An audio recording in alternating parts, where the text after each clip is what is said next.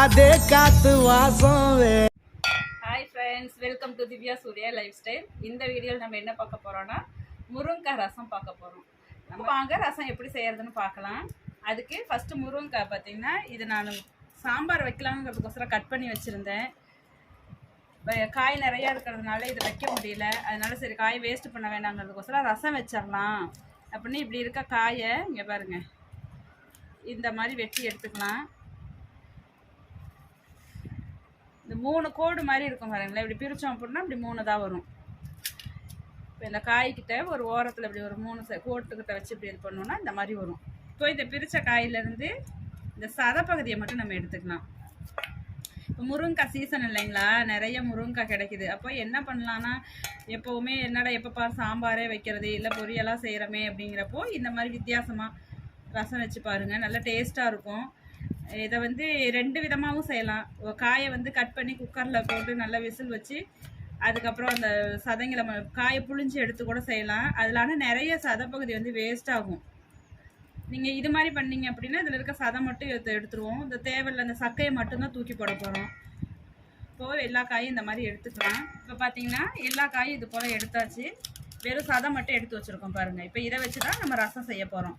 வாங்க எப்படி செய்கிறதுன்னு சொல்லி பார்த்துடலாம்.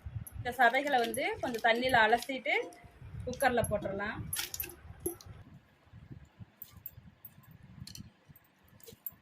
இப்போது சின்ன வெங்காயம் வந்து ஒரு 20லேருந்து 30 வரைக்கும் உரித்து வச்சுருக்கேன். அதை சேர்த்துருவோம். அப்புறம் தக்காளி வந்து ஒரு 4 தக்காளி, சின்ன தக்காளியாக இருக்கணும்னு 4 சேர்த்துருக்கேன். பெருசாக இருந்தால் நீங்கள் 2 கூட வச்சு சேர்த்துக்கலாம். பூண்டு வந்து ஒரு 10 பல்லு போல் பூண்டு, மிளகா காரத்துக்கு ஏற்ப உங்களுக்கு வச்சு போட்டுக்கோங்க. இது கூட கட்டி பெருங்காயம் 2 சேர்த்துக்கலாம். தூள் பெருங்காயம் இருந்தாலும் நீங்கள் தாளிக்கிறப்ப சேர்த்துக்கலாம். இது கூட சீரகம் கொஞ்சம் சேர்த்துருக்கேன், மஞ்சத்தூள் கொஞ்சம், சாம்பார் தூள் கொஞ்சம் சேர்த்துருக்கேன். இது வந்து வாசனையாகவும் இருக்கும், நல்லா டேஸ்ட்டாகவும் இருக்கும். உப்பு தேவையான அளவு சேர்த்துருவோம். இதுக்கு தேவையான அளவு தண்ணி சேர்த்துருவோம். இந்த முருங்கைக்காயோட சதை இந்த வெங்காயம் தக்காளி முங்குற அளவுக்கு தண்ணியை ஊற்றி மூடி போட்டு விட்டுடலாம். இப்போ இது ஃபுல்லாக ரெடி ஆகிடுச்சு. இதை மூடி போட்டுவிட்டு ஒரு 5லேருந்து 6 விசில் விட்டு எடுத்துகிட்டு வந்துடுவோம்.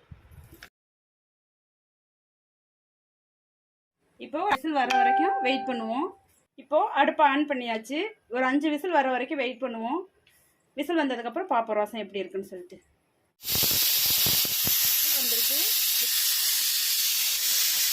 இப்போது ஏர் ஃபுல்லாக வந்து இப்போ ரிலீஸ் ஆகிடுச்சு. இப்போ வாங்க ரசத்தை எப்படி இருக்குன்னு சொல்லிட்டு பார்த்துடலாம்.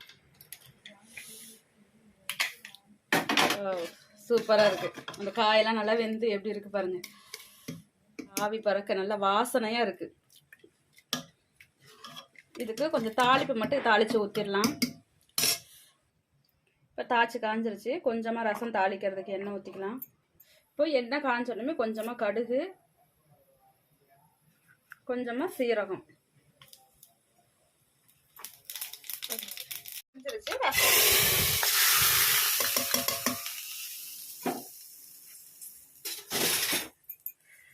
அவ்வளோதாங்க.